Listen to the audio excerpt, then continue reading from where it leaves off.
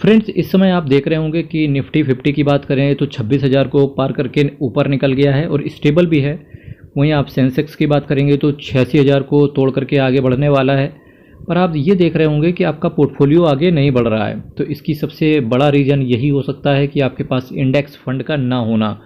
Index fund लोगों के पास ज़रूर होना चाहिए, क्योंकि कई बार इन्वेस्टर ये सोचता है कि अल्टीमेटली जब स्मॉल कैप और मिड कैप की तरफ रिटर्न बहुत तगड़ा मिल रहा था लोगों को, तो लोग ये सोच रहे थे कि यार छोड़ो ये सब, क्या करेंगे इंडेक्स फंड को लेकर के, जहाँ पैसा बन रहा है वहीं चलें। मैंने तब भी कहा था कि भाई ये सब जर्नी हमेशा ऐसे ही नहीं जाएगी। शॉर्ट टर्म में आपका स्मॉल कैप और मिड कैप बहुत ज़्यादा वॉलेटाइल रहते हैं। अगर आप उनको झेल पा रहे हैं तब तो ठीक है, नहीं तो ये आपको आपका पेशेंस और आपका पैसा दोनों चेक करवा देंगे।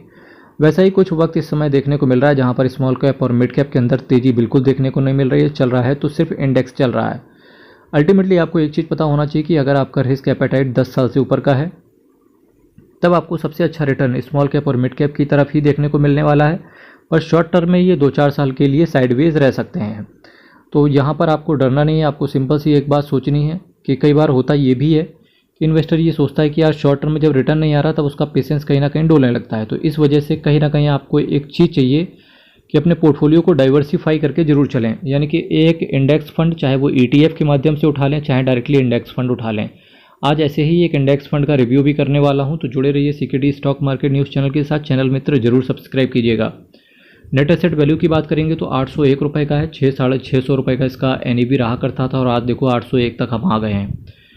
एक साल में बात करेंगे 30% का CAGR, मैक्सिमम बात करेंगे 14% का CAGR। फंड ये HDFC AMC से होकर के आता है। रिटर्न आप कहीं भी पाएंगे। अगर आपका पैसा इक्विटी के अंदर है तो रिस्क आपका ज़्यादा रहेगा और आपका रिटर्न भी फ्लक्चुएट करेगा। वैल्यू रिसर्च ने इसको भी डाउनग्रेड कर दिया है, केवल 2 स्टार की दिए हैं out of 5। Arun Agrawal and Nirmal S Morakhia, ये दो साहब आपके पैसे को मैनेज करके चल रहे हैं। 3 महीने में 9% का, 6 महीने में 17% का, 1 साल में 30% का, 3 साल में 46% का, 5 साल में 130% का, 10 साल में पैसे को 2.5 गुना इन्होंने किया है। रिस्क किसी भी म्यूचुअल फंड के अंदर आपका वेरिया ही रहता है, तो आपको पता होना चाहिए। आज जिस फंड की बात कर रहे हैं इसका नाम है HDFC इंडेक्स फंड। पहले इसका नाम बदल के रखा था, अभी इन्होंने ठीक कर दिया है, इसको मैनेज कर दिया है। HDFC index fund BSE Sensex plan direct growth, 7,774 crore का इसका असेट साइज है। केवल 0.20% का एक्सपेंस रेशियो है। लोग कैसे कह सकते हैं कि यार इसका एक्सपेंस रेशियो तो अदर कंपैरिजन करें फंड से तो बहुत कम है, पर आपको एक चीज़ पता होना चाहिए कि सेबी की कुछ गाइडलाइंस है। उन्हीं गाइडलाइंस के अंतर्गत जो इंडेक्स फंड होते हैं, जो क्लोज एंडेड फंड्स बोल सकते हो आप, जैसे कि इंडेक्स फंड हो गया है ना, इसके साथ साथ आपके पास ETF हो गया, यहाँ पर आपका जो एक्सपेंस रेशियो है AMC 1% से ज़्यादा का चार्ज नहीं कर सकती है।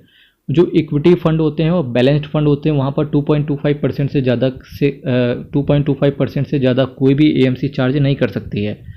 तो इसी वजह से केवल 0.20% का एक्सपेंस रेशियो, क्योंकि इसमें कोई मैनेज करने के लिए फंड मैनेजर को कोई एक्स्ट्रा दिमाग लगाने की ज़रूरत नहीं होती है, क्योंकि एक इंडेक्स है। जैसे जैसे इंडेक्स ऊपर चलेगा ये फंड ऊपर चलेगा, इंडेक्स नीचे गिरेगा तो फंड नीचे गिरेगा।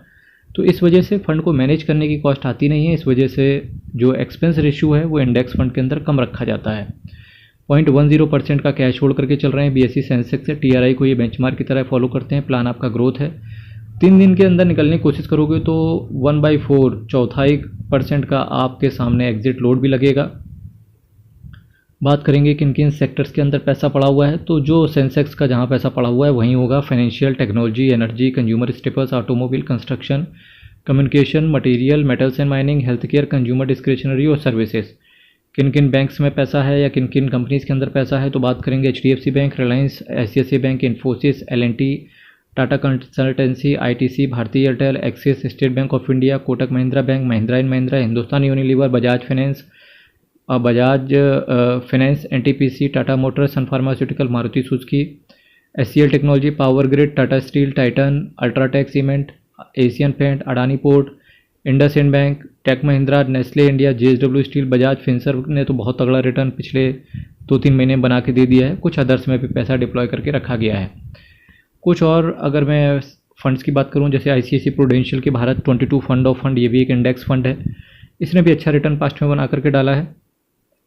UTI Nifty 200 momentum 30 index fund, quant का फोकस्ड फंड की भी क्वालिटी है कि मैक्सिमम 30 स्टॉक्स ही ये सेलेक्ट कर सकते हैं।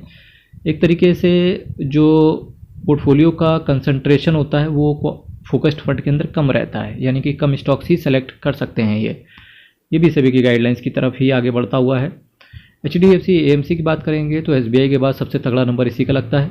7,72,180 करोड़ का एसेट अंडर मैनेजमेंट और टोटल ये 158 स्कीम को मैनेज करके चल रहे हैं। मेरे मित्रों, चैनल को सब्सक्राइब कीजिएगा, वीडियो को लाइक कीजिएगा।